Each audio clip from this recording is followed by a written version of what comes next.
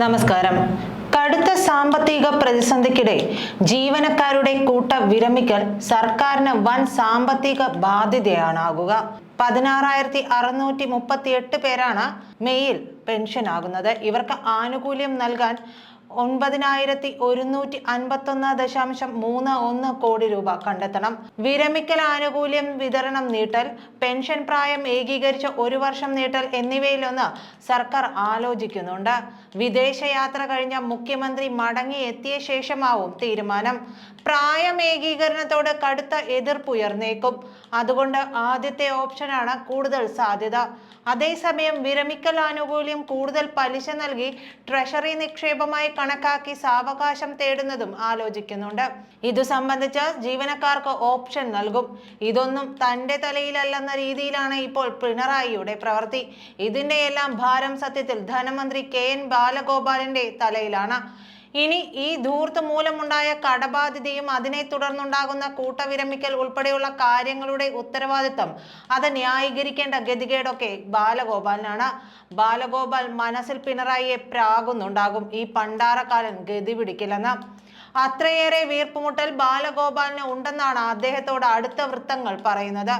എന്തായാലും പെൻഷൻ പ്രായം കൂട്ടുന്നത് തൽക്കാലം സർക്കാരിന് രക്ഷപ്പെടാൻ ആകുമെങ്കിലും ബാലഗോപാലിന്റെ തലവേദന കൂടുമെന്നാണ് മനസ്സിലാക്കേണ്ടത്.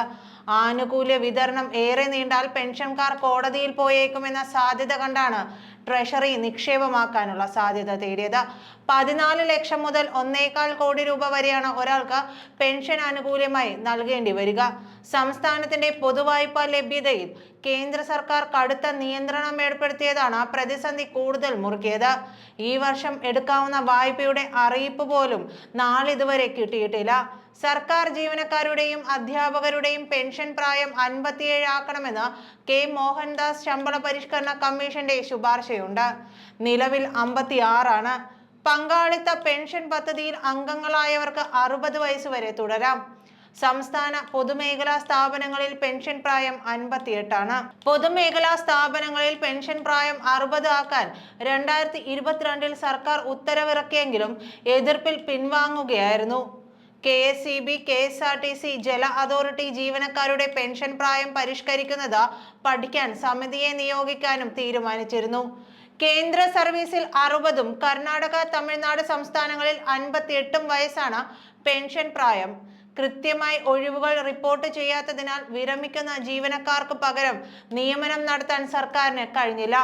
ഇതുകാരണം വിവിധ തസ്തികകളിലേക്ക് റാങ്ക് പട്ടികയിൽ ഉൾപ്പെട്ടവരുടെ തൊഴിലവസരമാണ് നഷ്ടമാകുന്നത്. നിയമനം വൈകും തോറും റാങ്ക് പട്ടികയുടെ കാലാവധി കഴിയുമെന്ന ആശങ്കയിലാണ് ഉദ്യോഗാർത്ഥികൾ. സാങ്കേതിക പ്രശ്നങ്ങളുടെ പേരിൽ സർക്കാർ ഇക്കാര്യങ്ങളിൽ നിന്ന് ഒഴിഞ്ഞുമാറുകയാണെന്നും ആക്ഷേപമുണ്ട്. നന്ദി.